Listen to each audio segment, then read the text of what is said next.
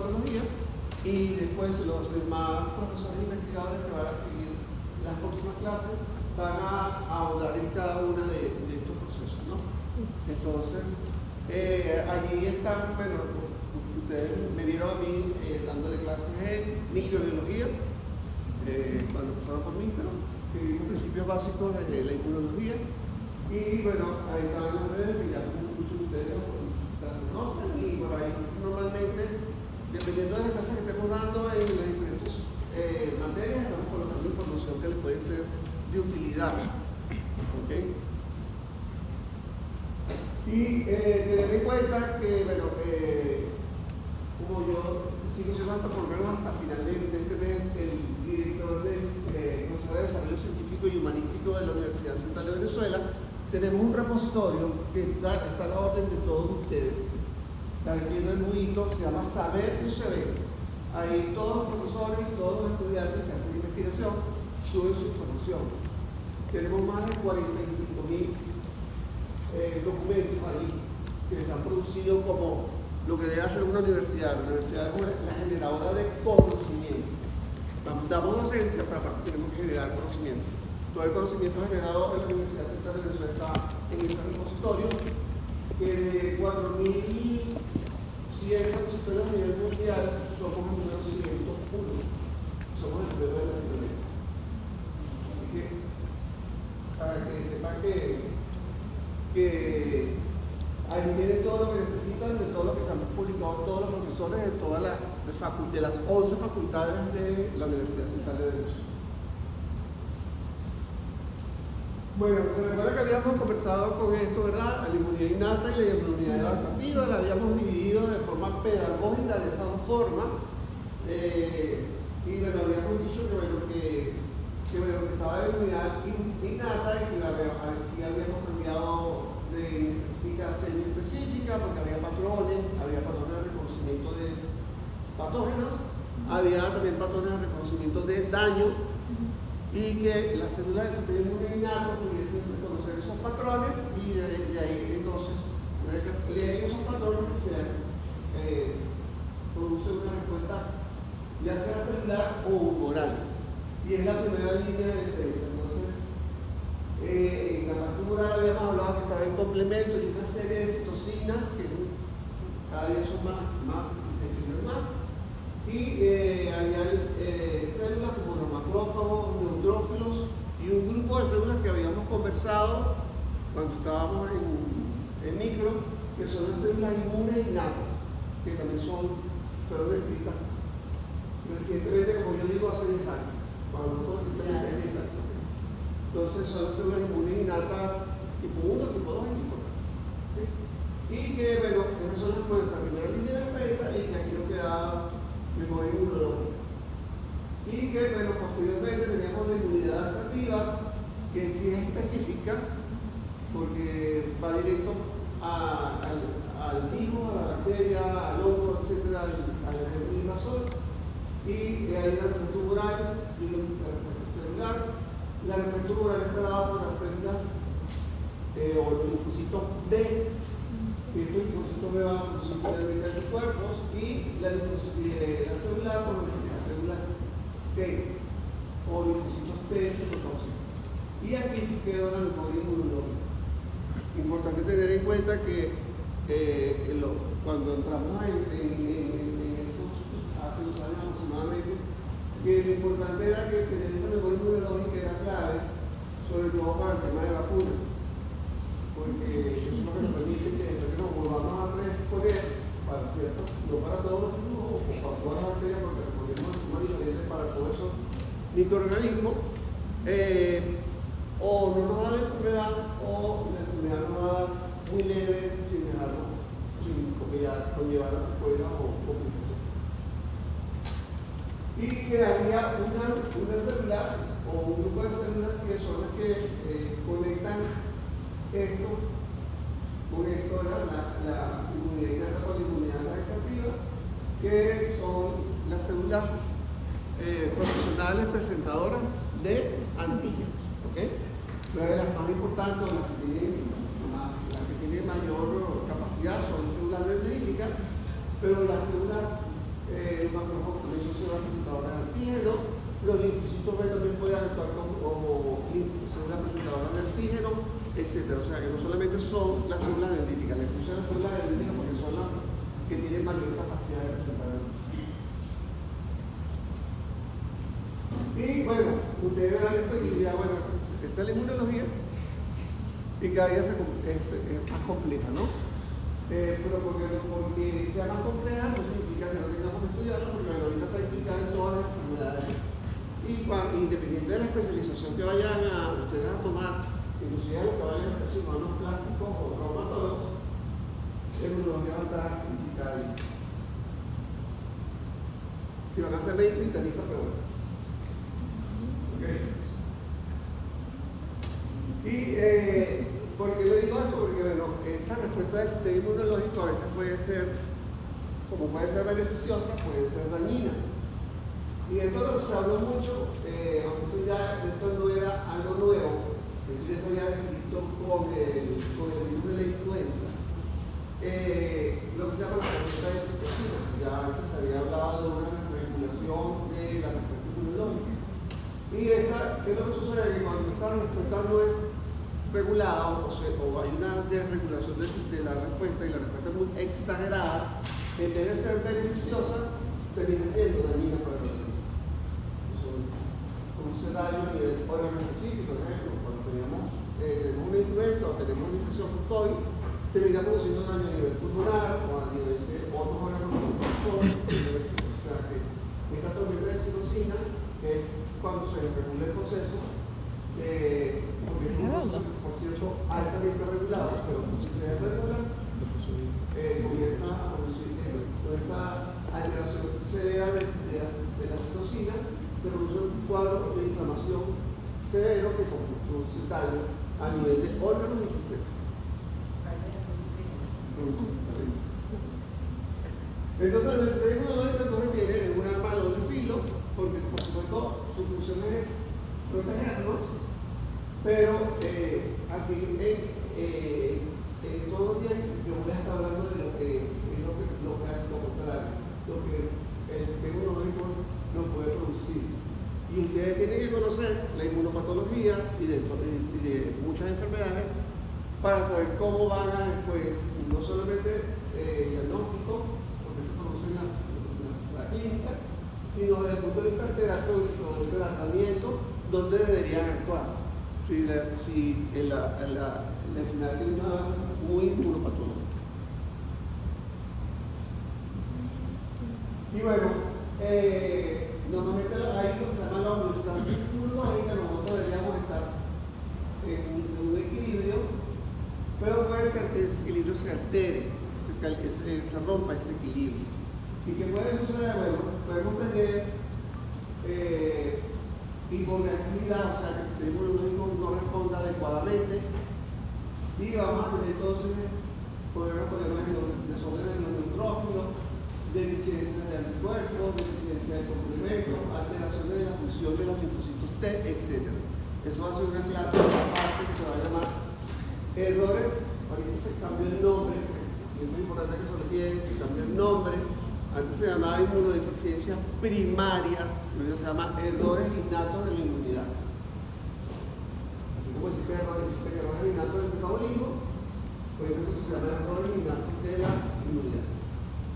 Para que lo tengan en cuenta, a nivel internacional se cambió el nombre. Y es una lista bastante larga, una lista casi infinita. Pero claro, la persona que le va a dar esto no se va a enfocar en la más importante, evidentemente, porque son los que ustedes van a estar, que pueden llegar de vez en cuando a la emergencia, a la consulta, etc. Y tiene que tener por lo menos la sospecha de que el paciente tenga un error innato de la inmunidad. Los errores innatos de la inmunidad en la mayoría son porque en los niños, pero también los adultos no se escapan de ellos, y hay adultos que pueden tener errores innatos de la inmunidad. Y tenemos entonces las respuestas que son por hiperreactividad, porque la otra era por deficiencia. Aquí tenemos entonces por hiperreactividad. Entonces tenemos enfermedades autoinmunes que pueden ser sistémicas, como el lupus sistémico, o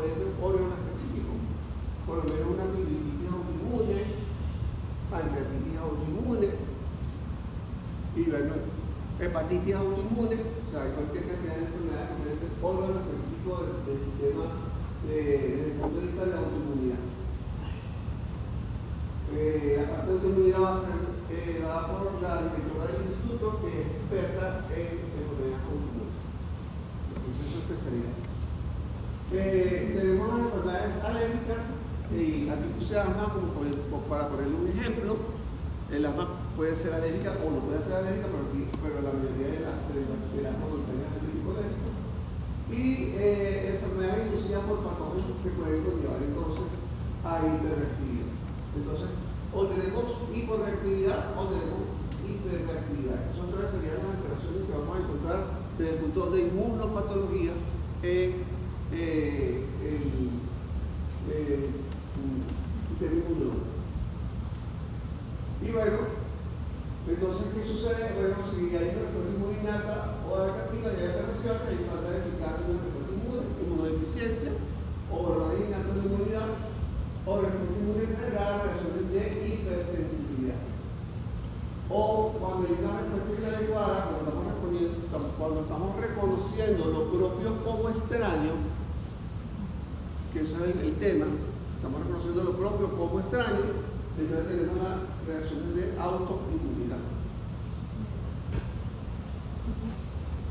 Y estas reacciones de hipersensibilidad fueron descritas por dos investigadores en 1963.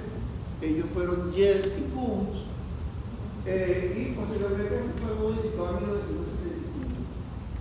Y esta clasificación se basa en los mecanismos inmunológicos que están subyacentes en el problema.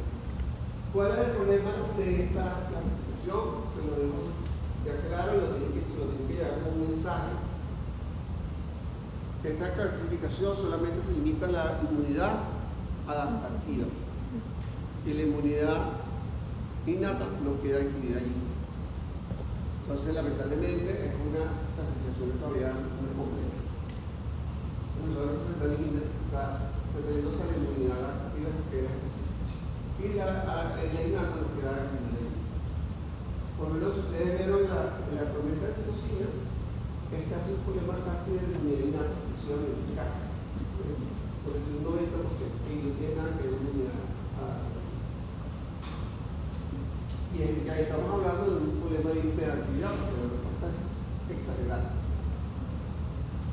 Claro, ellos la clasifican en estos tipos de enfermedades, pero después la clasificación se hace más compleja, pero la especificidad es que ahí está la inmediata, que es la tipo 1, y aquí comenzamos aquí comienzan las cochitas de lo que le caen en el examen, que ustedes entonces pasan, se van y salen por el mismo. Okay. Tipo 1 está mediada normalmente por IgE, inmunoglobulina E. Nosotros habíamos hablado de todos los tipos de anticuerpos y habíamos dicho que la inmunoglobulina más frecuente circulando en el organismo, ¿cuál es? La IgG, casi un 80 o 90%. Okay. Y el resto son el resto de las inmunoglobulinas, la E, la D, etcétera, etcétera, la A, etcétera. Entonces aquí está la E. Entonces, el mecanismo es la de la regulación de los mastrocitos, y esto va a conllevar una serie de fenómenos histopatológicos y también desde el punto de vista inmunopatológico, como son vasodilatación, edema, compresión de músculo liso, producción de moco, lesión tisular y inflamación. ¿Cuáles relaciones tenemos aquí? ¿Cuáles son los modelos? Porque nosotros vamos a trabajar aquí en base a modelos para que ustedes de allí en adelante puedan manejar. La anafilaxis, la asma bronquial, la rinitis alérgica. Se nombra la más frecuente de todas estas enfermedades que vamos a encontrar en nuestros pacientes, rinitis alérgica. Puede ser asma bronquial y anafilaxis, pero una reacción que podemos encontrar no es todo frecuente, pero sí, esa es la más grave de todas. Le damos ejemplo, rinitis alérgica, y ustedes van a ver en su consulta cuando están en poco para ser médico, van a encontrar muchos pacientes con rinitis alérgica. La rinitis alérgica la pueden ver ustedes, no tiene que ver un inmunólogo. A nosotros nos llegan pacientes con rinitis alérgica y bueno, por lo tanto, es un médico que acaba de graduarse, si tiene todas las herramientas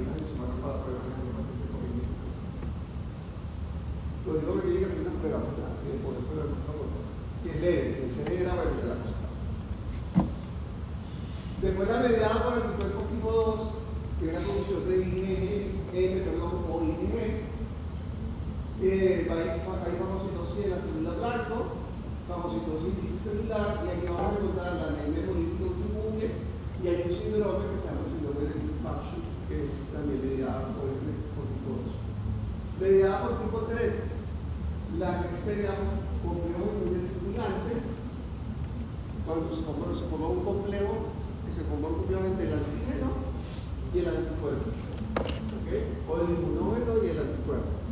Y eso normalmente es eliminado por qué células. Solo hablamos hace 2 años que lo hablamos. Por los macrófagos. Por los macrófagos. Fagocítico profesional. Entonces, los que se van produciendo inmunocomplejos se van a eliminar. Cuando se producen muchos inmunocomplejos, cuando se producen demasiados inmunocomplejos y yo no los puedo eliminar, van a quedar inmunocomplejos en el circulante. Y esos inmunocomplejos circulando se van a depositar en un sitio en particular, en los vasos sanguíneos, o se van a depositar en otro sitio, en otro órgano importante, en el riñón, y se va a producir entonces glomerulonefritis. ¿Okay? Por eso es que en los pacientes con grupo eritematoso sistémico, una de las complicaciones es la nefritis.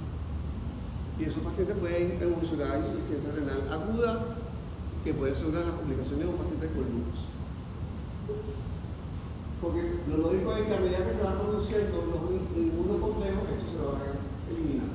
Pero eso va a haber inflamación, vasculitis, necrotizante, y bueno, lo vamos a ver en el grupo eritematoso sistémico o otro tipo de glomerulonephritis. Y finalmente, la tipo 4, la mediada por tipo 4, que es mediada por los linfocitos T. ¿Ah? Bueno, sí, pero yo no sé. No le complique la vida a los muchachos. Linfocitos T activados, hay infiltración de citosina y activación de macrófago. Estos son los linfocitos citotóxicos que ellos se recuerdan que habían puesto una lámina hace tiempo en el cual el linfocito citotóxico se reconoce la célula infectada, se unen, liberan una serie de sustancias que se llaman granzimas y perforinas y destruyen la célula infectada. Y uno de los ejemplos que le coloco a ustedes es que en la hepatitis fulminante el problema no es que el virus haya infectado las células, porque el virus no produce daño a las células. El problema es que uno debe reconocer los hepatocitos que están infectados a todos. Y eso es destrucción de todos, pasiva de todos esos hepatocitos, produce una hepatitis fulminante. ¿Okay? Entonces, hay un infiltrado celular, polivascular, edema, formación de granuloma, una de los modelos aquí es la tuberculosis y hay destrucción celular. Entonces, dermatitis de contacto es uno de los modelos, esclerosis múltiple es uno y la tuberculosis es uno. Y le dejo tuberculosis aquí porque tuberculosis sigue siendo un problema de salud pública. Sí, exactamente. Eso lo estamos viendo últimamente en todos los institutos que manejamos, algo de Alzheimer. No manejamos tuberculosis, pero sí le llegan pacientes para hacer toda la evaluación. Y el recurso de pacientes con tuberculosis ha sido impresionante, realmente. Sí, sí. Entonces, la reacción de hipersensibilidad es un sistema de clasificación de enfermedades, un sistema de clasificación de la inmunopatología. O sea, de las causas que producen cada una de esas enfermedades. Clasifica los mecanismos inmunológicos implicados en el daño de los tejidos. Está limitado, por ejemplo, aquí en negrita, solamente a las alteraciones de la inmunidad adaptativa, no incluye la inmunidad innata. Y hay varios de estos mecanismos que pueden actuar de forma simultánea o secuencialmente. O sea, no lo veamos separado. Yo lo veo como separado porque es para de tipo pedagógico, pero puede ser que estén unos solapados con el otro. Y bueno, la hipersensibilidad de común, que es la primera que vamos a hablar, y esto después va a hablar, la persona que va a hablar de enfermedades alérgicas va a ser va a profundizar. La genética es clave. Si tenemos familiares con antecedentes de alergias, asmáticos, riníticos, con hipersensibilidad a medicamentos, etcétera, seguro alguno de nosotros va a tener alguna de esas enfermedades. Si el papá tiene, si uno de los, o el papá o la mamá, si la mamá tiene enfermedad alérgica, aproximadamente un 30% puede tener enfermedad alérgica. Si el papá y la mamá los dos son alérgicos, tienen enfermedad alérgica, ese pobre niño ya está condenado a ser alérgico. ¿Okay? Porque llega a cerca del 70%. ¿Okay? Y bueno, hay un tema entonces genético que es, nosotros lo denominamos atopia. ¿Okay? Porque eso quiere decir, cuando hablamos de atopia es porque sabemos que hay un factor genético allí que está condicionando la enfermedad. Y bueno, tiene que haber un primer contacto y no es exactamente. No es exactamente, tiene que haber un primer contacto. O sea, si tenemos el sustrato genético, yo puedo ser alérgico al polen de las flores que se dan a nivel de Canadá. Pero si no voy a Canadá, no me va a pasar nada. Bueno.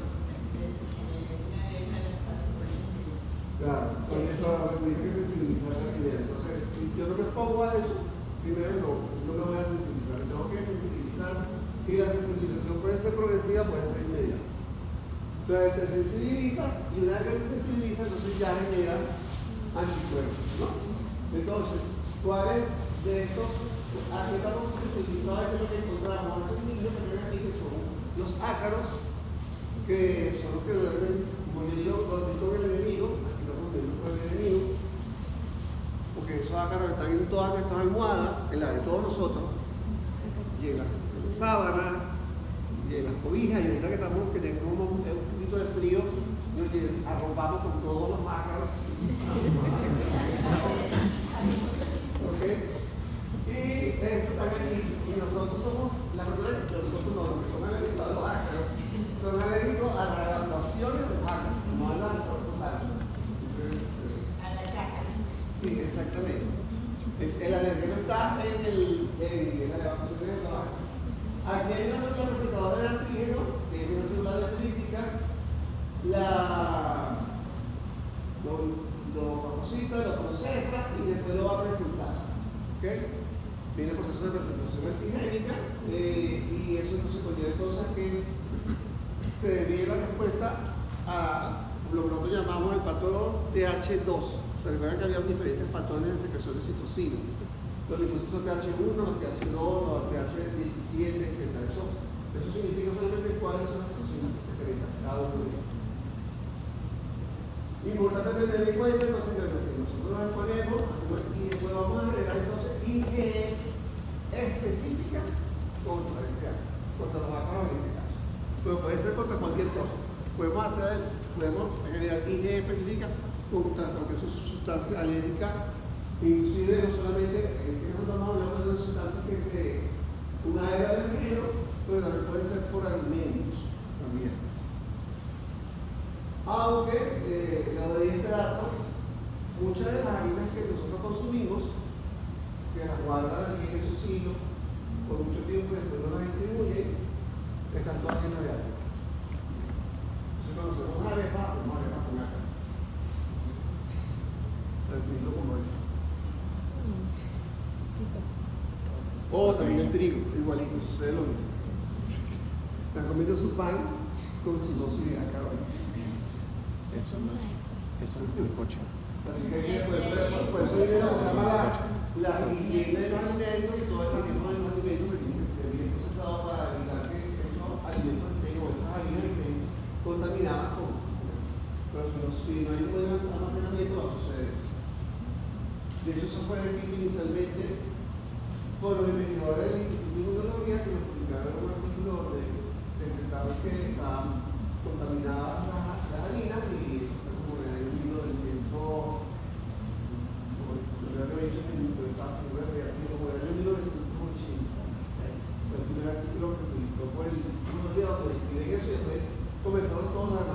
sobre la contaminación. Entonces, ¿qué sucede en el paciente que tiene ese sustrato genético? Porque tiene que tener el sustrato genético. Si no lo tiene, no va a pasar esto. Que él va a generar una respuesta de tipo TH2. Y ahí comenzamos. La respuesta es TH2. Esta respuesta TH2 también le da cositas, y L4 y L5 y otras series de funciones que no lo voy a mencionar porque para eso se los va a dar otra persona que va a explicarlo en detalle. Y vamos a hacer que el linfocito B se transforme en un plasmocito y produzca inmunoglobulina E. Y la inmunoglobulina E va a llegar a una célula que se llama mastocitos. Los mastocitos están ubicados en todo el organismo, exceptuando en el cerebro y en la retina. ¿Okay? Entonces, estos mastocitos tienen unos receptores específicos para la porción FC de la inmunoglobulina. Y aquí se va a crear un puente. Aquí se va a crear un puente cuando llega el antígeno y hace que este señor de granule, el productor de serie, va a secretar una serie de sustancias proinflamatorias que va produciéndose la reacción alérgica. Entonces, bueno, las citocinas más importantes en la respuesta TH2 son el L3, el L4, el L5 y algunas que le mencioné adicionalmente a la profesora que venga a hablar aparte de la alergia, pero estas son las que finalmente hemos trabajado. Y vean que una estimula la regulación de los mastocitos, otra provee la función de IG, que es la IL4, y la IL5 activa y aumenta la sobrevida de unos polímeros nucleares que se llaman eosinófilos que están circulando. Los eosinófilos se elevan en dos patologías en particular, en las parasitosis intestinales y en las alergias. Bueno, pacientes que tengan con eosinófilos elevados hay que descartarle. Antes de decir que es alérgico, hay que primero descartar que no tenga una parasitosis, que es lo más frecuente que podemos tener en el caso. Entonces aquí tenemos los niñitos. Y la mamá dice lo tengo salvaguardado, porque con el peluchito, la almohadita, y la almohadita que tiene como 5 años ahí no está cambiado. ¿Okay? Y la sábana que tiene 3 semanas ahí que tampoco se ha cambiado. Ahí los ácaros hacen su agosto, porque los ácaros se alimentan de la descamación que nosotros normalmente estamos haciendo a diario. Estamos descamando piel y eso es su alimento.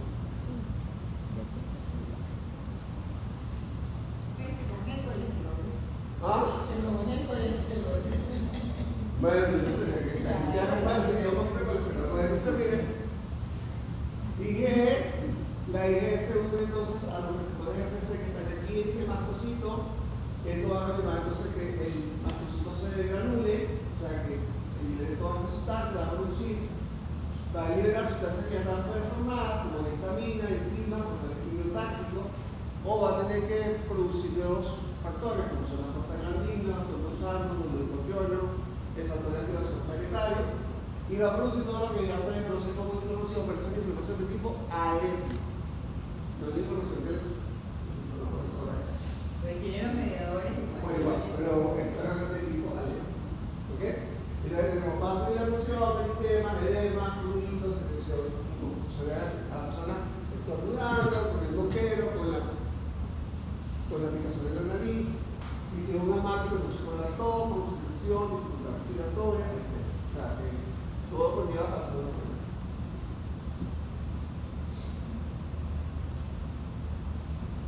Y lo que quería poner con esta lámina, para que no se limiten y veamos un poquito más allá, porque es importante que nos veamos como que un solo lado y hablamos un poquito más allá.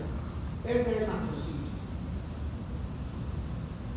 Y aquí está el receptor de alta afinidad para la porción FC de la IgE, ¿no? Lo estamos viendo aquí.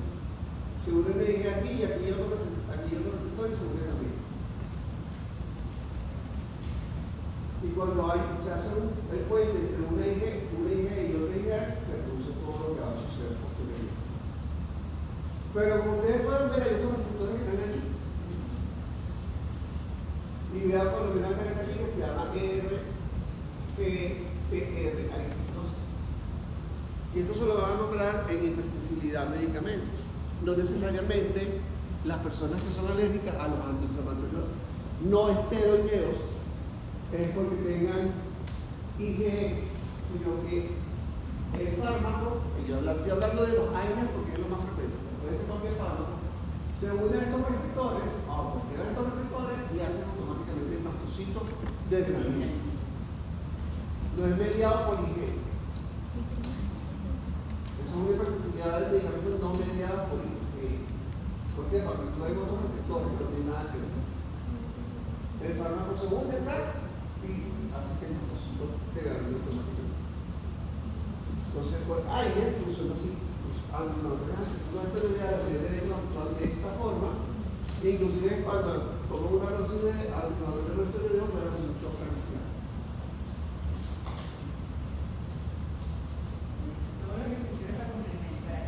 También hay dosis, 3, 4, etc. También hay TLR. Yo solo quise poner así para que lo vieran y se den cuenta de que no existe, que el mastocito tiene un receptor solamente para algo, tiene muchos receptores en su superficie y yo puedo estimular todos esos receptores y bueno, dependiendo de lo que se estimule allí, voy a producir una reacción sobre ese receptor. Y bueno, aquí está entonces, pero logrando que lo vean todo lo que se va a producir allí, ¿no? O sea, que hay una gran cantidad de mediadores químicos que se van a producir en esta reacción de hipersensibilidad tipo 1. Entonces, bueno, esto es como una cascada y esto va en un círculo vicioso, porque entonces hay una inmediata y hay una respuesta tardía. Y entonces el proceso inflamatorio se va a mantener en el tiempo. La persona tiene la primera respuesta, pero la familia no evoluciona posteriormente y mantiene el proceso inflamatorio allí. Estamos hablando de inflamación alérgica. Entonces, fase inmediata y fase tardía. Se pone inicialmente, hace el cuadro y después se mantiene. Y aquí estamos entonces son modificaciones clínicas. Y aquí tiene entonces lo que vamos a ver el objetivo muscular, va a tener los mastocitos, va a haber edema, etc. Entonces es importante que esa es la fase tardía del proceso alérgico. Enfermedades alérgicas, solamente todas las personas que son mediadas por IgE o las que son mediadas por IgE, rinitis alérgica, anorexia y anafilaxia. No voy a hablar de síntomas porque eso lo van a estudiar ustedes en clínica. Los alérgenos son importantes que lo tengan claro: polen, ácaros, capa de los animales, insectos, alimentos y medicamentos. O sea que podemos ser alérgicos a cualquier cosa. Y algunos, en este caso todo lo que estamos hablando son mediadas por IgE. Sin embargo, ya les dije que hay algunas reacciones que no son mediadas por IgE. Además de medicamentos, también son mediadas por IgE, urticarias y edema, también mediadas por IgE. Tenemos dos enfermedades que antes se consideraba que eran alérgicas. Ya sabemos que no son alérgicas. O sea, que son mediadas por IgE, por lo menos. Una era la dermatitis de contacto, sobre todo importante para los hombres el níquel y para las mujeres los cosméticos. Bueno, y para las mujeres también el níquel. Si te ponen algo de níquel, aquí o brazalete, reloj, todas esas cosas que tengan níquel. El níquel es el principal. Así que es puro oro, plata. Nada de níquel.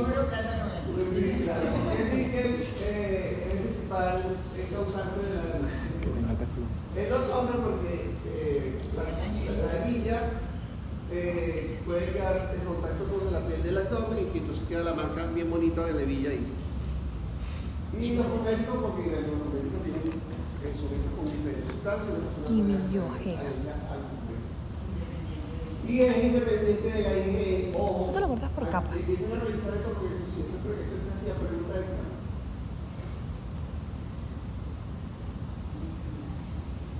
¿Ok? Y la enfermedad celíaca, que antes todos la considerábamos una enfermedad alérgica, ahorita es una enfermedad de tipo autoinmune.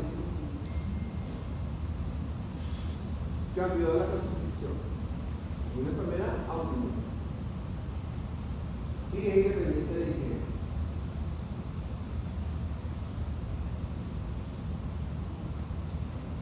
Hay enfermedad celíaca, la verdad que también creo que nosotros, las redes a veces exacerban o empeoran la información. Sí, hay personas que son alérgicas, que tienen más gluten, que tienen enfermedad celíaca, bueno, este todo el mundo es celíaco. Lo que significa es que, bueno, todos tenemos un problema con el gluten. Hay enfermedades. Hay enfermedades. Hay personas que son intolerantes y hay personas que sí tienen enfermedad mortal. Para eso tenemos que hacer un mapa con tu cuerpo. Y pasamos por toda la batería y decimos, bueno, si tienes una enfermedad celíaca como tal, con todos los marcadores que le hacemos, pero que sí hay que hacer el mismo. Aquí está hablado de los hebilla, y si ustedes le llega un paciente con una marquita allí, y él sabe que tengo esta marquita aquí, no sé por qué, ya ustedes saben. La hebilla que viene aquí. Y la mujer que tiene la lesión aquí o en el brazo, ¿qué te pones en el brazo? Lo pongo una vez, te lo quitas el brazo una vez. Sí. Pues se llamará tu novio. Puede ser que sea el cuello, ¿bien? De contacto. Claro. También, de cualquier cosa que tenga níquel, si tiene la línea de contacto al níquel, va donde haga contacto. Trimejita sobre una trimejita.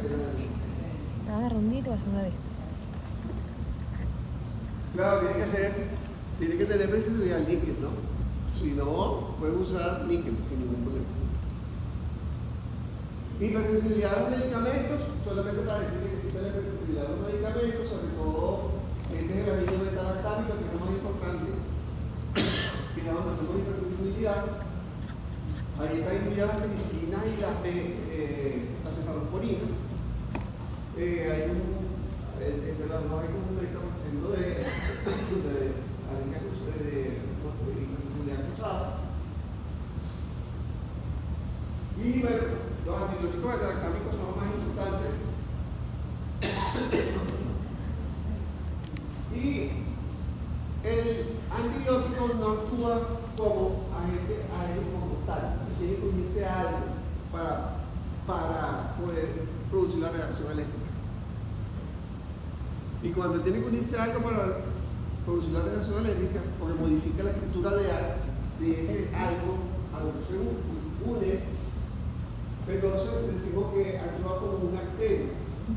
¿Por qué? Porque normalmente nosotros hacemos reacciones alérgicas a moléculas de bajo peso molecular.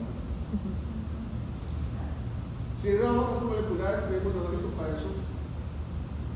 Mientras más complejo sea, mientras la estructura sea más compleja, más importante para el cerebro. Si no es muy poco complejo, no importa. Pero ¿qué sucede? Que estos antibióticos beta-lactámicos se unen y se unen a proteínas que están en el circulado, como la albúmina, por ejemplo. Modifican la albúmina porque la albúmina ya cambia la estructura de la albúmina y entonces la convierte en una reacción de hipersensibilidad medicamento por este hecho, porque esa penicilina se une a la albúmina y el sistema inmunológico lo reconoce como una proteína extraña en este momento. No en todos los pacientes, ¿no? En el paciente que tenga una predisposición genética. Por eso es que se ha desarrollado una área de la farmacología, de hecho acaba de ser estaba viendo farmacología, que se llama farmacogenética. Entonces, todos fármacos de enfermedades a los fármacos, son algunas personas. Entonces, este antibiótico se une a proteínas autónomas, modifica la estructura de la proteína y hace entonces el sistema inmunológico la reconozca como extraño. Entonces, eso es por eso que estas medicinas actúan como actenos. ¿Por qué? Porque solamente van a poder adquirir el poder inmunológico o inmunogénico cuando se une a una proteína como tal. Si no, no va a haber ningún problema.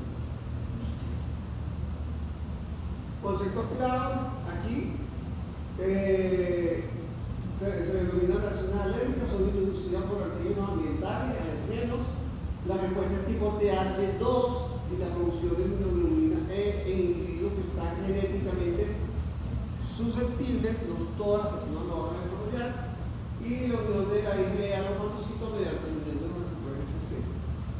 Éxito de alta afinidad o de baja afinidad, pero normalmente de alta afinidad. Porque hay FC éxito 1 y FC éxito 2.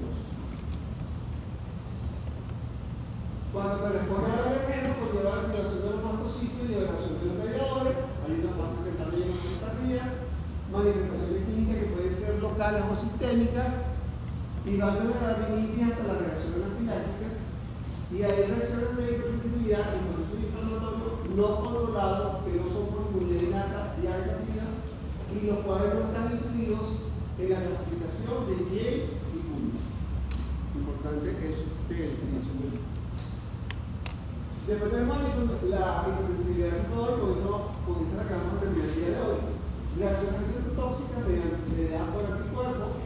La reacción se produce en unos minutos o unas horas. Una hora mediada, puede ser con IgE o IgM, yo lo había dicho. Va a estar dirigida contra antígenos expresados en la superficie de la célula blanca, como sin participación de complemento, neutrófilo y células genéticas. Es lo que se llama la reacción ADCC, que es la citotoxicidad mediada por anticuerpos o dependiente de anticuerpos. Es citotoxicidad celular dependiente de anticuerpos. Pues bueno, eso se puede hacer antígenos propios, antígenos de microorganismos expresados en la célula de huésped, neoantígenos que se han transformado por eventos de infecciones, células neoplásicas o agentes químicos carcinogénicos, o moléculas ubicadas en la superficie celular, por ejemplo, medicamentos. Un medicamento que está ubicado ahí. Entonces se clasifica esta tipo 2 en la tipo 2A, que conlleva la muerte celular después de la unión del antígeno de anticuerpo del antígeno, activación de complementos sobre la superficie diana, sobre la superficie blanca, produce lisis o muerte celular. Hay lo que se llama oxorización mediante el fragmento 3B, C3B o por el fragmento FC de la inmunoglobulina E. Hay liberación de especies reactivas de oxígeno y enzimas proteolíticas, y esta es lo que se llama citotoxicidad celular dependiente de la ADCC. De uno de sus compañeros que está trabajando conmigo, actualmente estamos trabajando en si los anticuerpos generados por el COVID pueden empeorar la evolución del dengue. Porque puede haber esta evolución de tipo de que es el más para la memoria.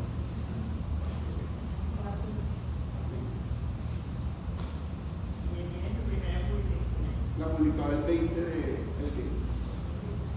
a nivel internacional. Aquí la tenemos la reacción de hipersensibilidad tipo 2. Y bueno, lo que ustedes pueden ver entonces que hay varias formas de que exista esta sensibilidad tipo 2, ¿no? Entonces, el anticuerpo se une a moléculas que están sobre la superficie, o se activa el sistema de complemento, o puedo conllevar a la apoptosis y produjo destrucción de la célula, o la fagocito, porque esto hago oxorización. No soy esta oxorización, es que yo recubro la superficie con ya sea moléculas de complemento, C3 o C5, o con anticuerpos, y bueno, lo hago más apetecible para el macrófago y lo destruyo.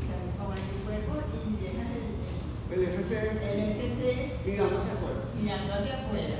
Y entonces reconoce el FC. Yo reconozco el FAB está unido a la superficie.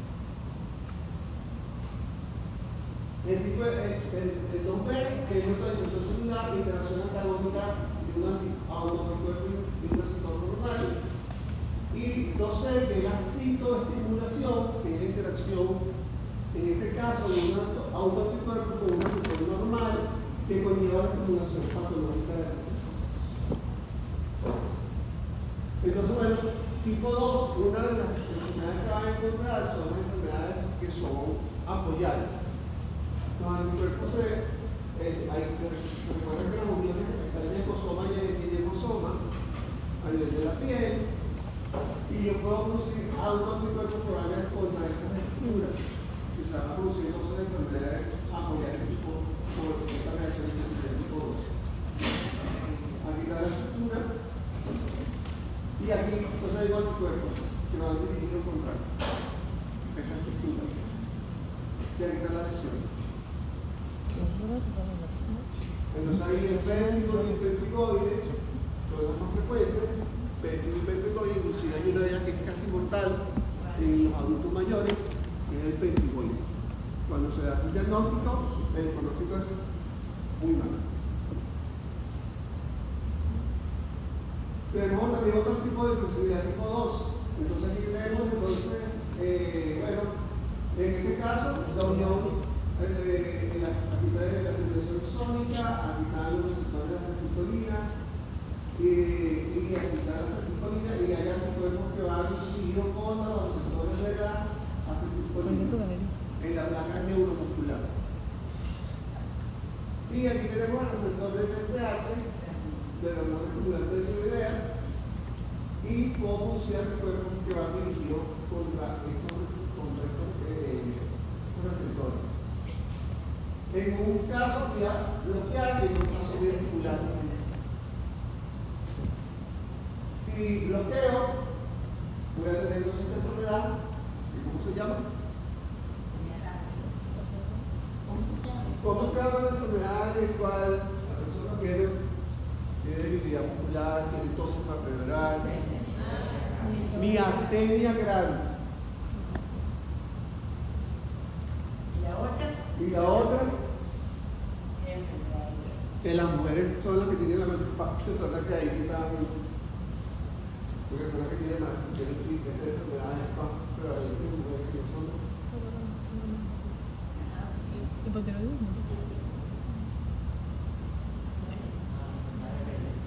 Exactamente. La tiroiditis autoinmune. Entonces, en una hay una estimulación y en la otra hay un bloqueo. Aquí la acetilcolina no puede hacer su efecto porque está bloqueada, y entonces la persona pierde, hay debilidad. Y aquí, bueno, se estimula la producción de hormonas. Pues, por ejemplo, la reacción de persibilidad de todo mi actividad grave, diplopía, que la persona tiene visión doble, como 2% de los pacientes con mi actividad grave no tienen. Disnea o falta de aire, 48,28. Dificultad de subir escaleras, 48,28. Disfonía por esfuerzo, 46. Disartia, dificultad para hablar, 74. Para que ustedes vean que aquí hay un bloqueo de la placa neuromuscular y tiene todos los síntomas. Evidentemente hay tratamiento, afortunadamente, eso ya se puede revertir. Entonces, para que ustedes vean que la hipersensibilidad tipo 2 cubre cualquier cantidad de todas las enfermedades que yo les he nombrado, que van desde a nivel político autoinmune y teniendo hasta la anemia perniciosa. ¿Okay? Pasamos por todas las enfermedades que son las de tipo 2. Y todas estas enfermedades tienen como sustrato esta alteración inmunopatológica. Entonces,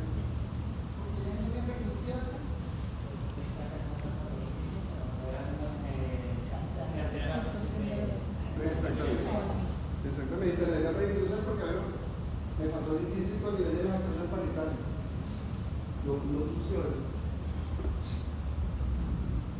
¿Qué conceptos hay que llevar de esta parte? Reacciones dependientes de complementos, que son reacciones no funcionales, citotoxicidad celular dependiente del anticuerpo ADCC, rechazo a los trasplantes, difusión celular de agua a un anticuerpo, como por ejemplo la enfermedad de Gray-Pascal y la miastenia gravis. Esos son entonces de la clasificación de ILQ modificada los conceptos claros que tienen que llevar. Y bueno, ya en la próxima clase vamos a hablar de la 3 y de la 4. ¿Okay?